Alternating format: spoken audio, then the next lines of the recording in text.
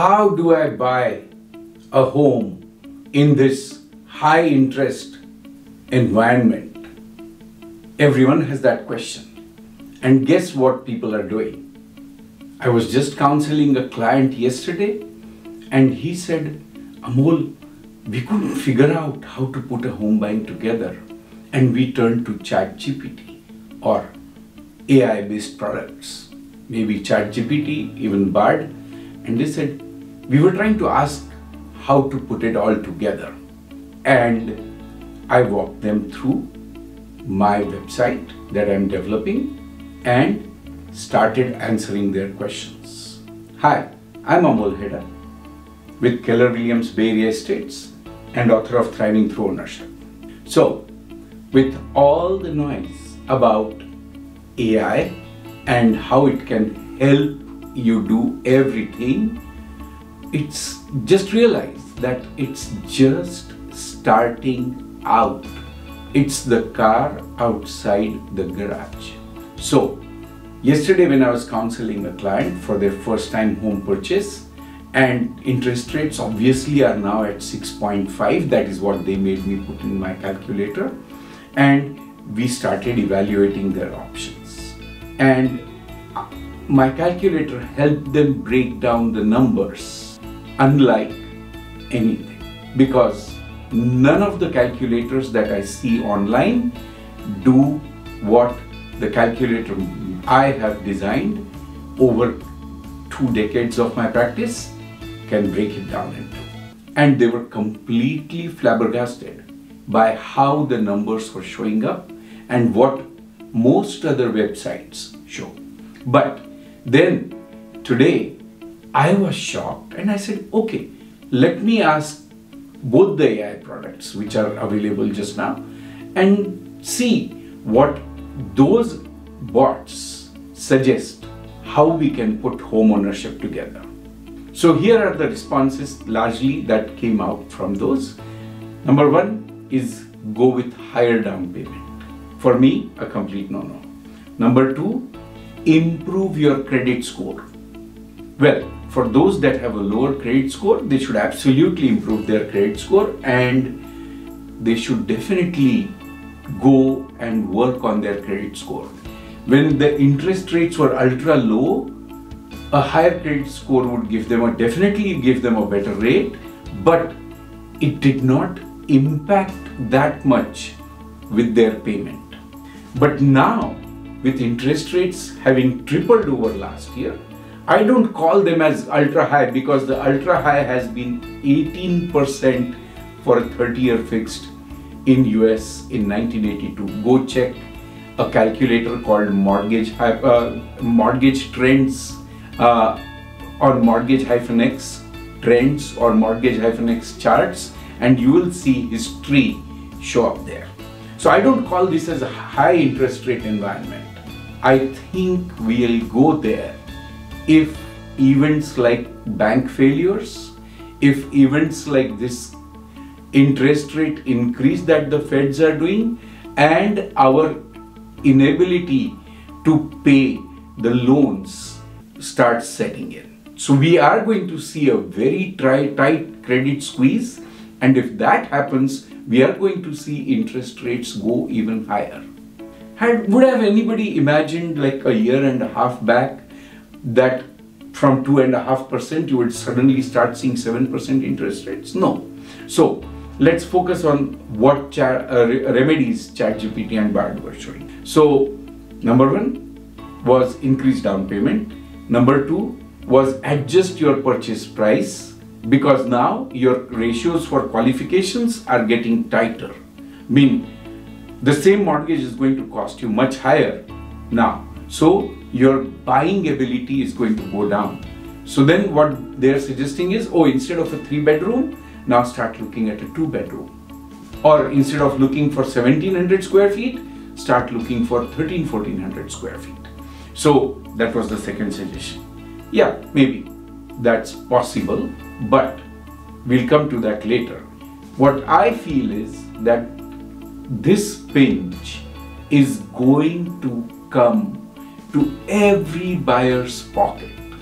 there are only very few buyers that are completely aside and do full cash. I mean, of course, it's a 40% that people do full cash purchases. So, for those, there is no impact.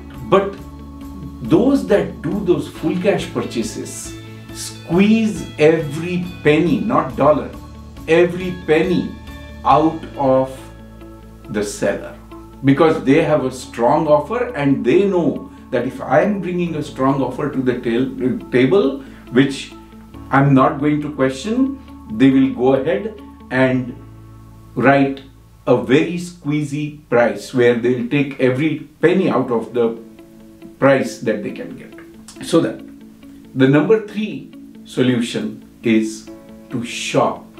So the popular saying is shop till you drop, right? So exactly. So you should now learn to shop for mortgages all over. Don't leave any lender alone when you are shopping. Like if you are buying any costly item, how hard do you shop? Use that same principle, because you are shopping for a mortgage that you are going to pay for the next 30 years. So shopping hard is even more important.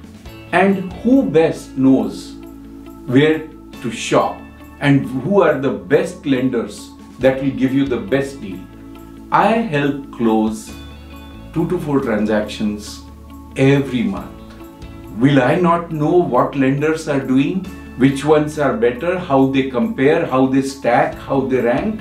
So trust your realtor and ask them how to go about this. If they are doing as many transactions, they will know exactly how to help you get your best.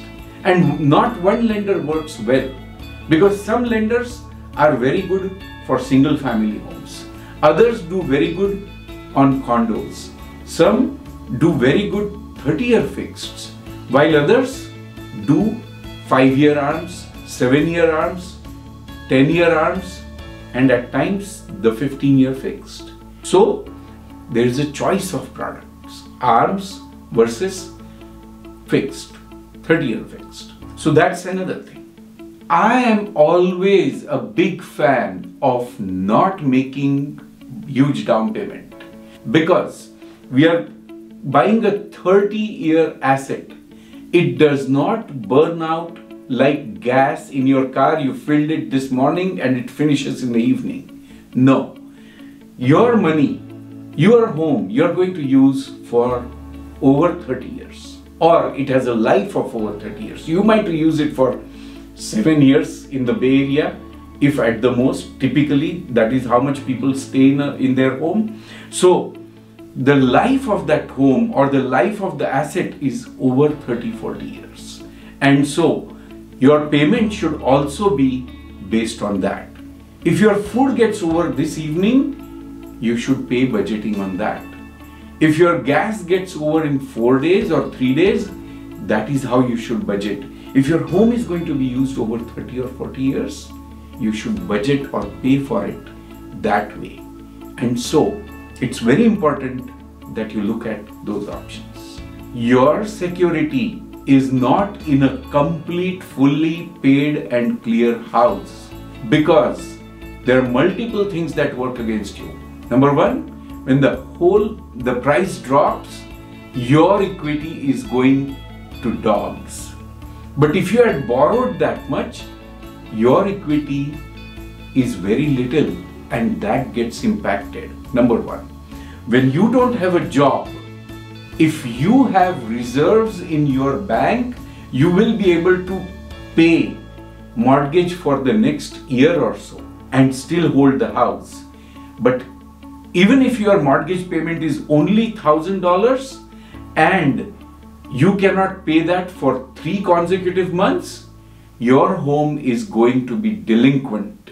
So the risk is not in having a paid down house or a very small loan. The risk is in the ability or inability to be able to continue to make your monthly payments over a period of time, irrespective of life situations. So That's the reason the first thing that these AI bots suggested, make higher down payment, does not work, and I don't recommend it. If you want, you should read my book, Thriving Through Ownership. It goes against the grain of a lot of people, but that's the way it will work much better for you in the long run. So that's that. The new creative financing way that I have begun to think of is finding interest-only loans, because they reduce your monthly payment by the amount of principal that you are paying, and 40 years mortgages. So when you stretch your mortgage payment by another 10 years instead of 30 years, the amortization, your monthly mortgage payment goes down dramatically. So it's about adjusting your numbers. And guess what, guys? Just now, the competition from other buyers has dropped dramatically. So your chance of landing a home is going to be much better. So I always say that, or it's more, Warren Buffett says, that buy when everybody is fearful.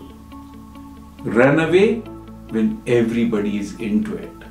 So is this a time to buy or to run away?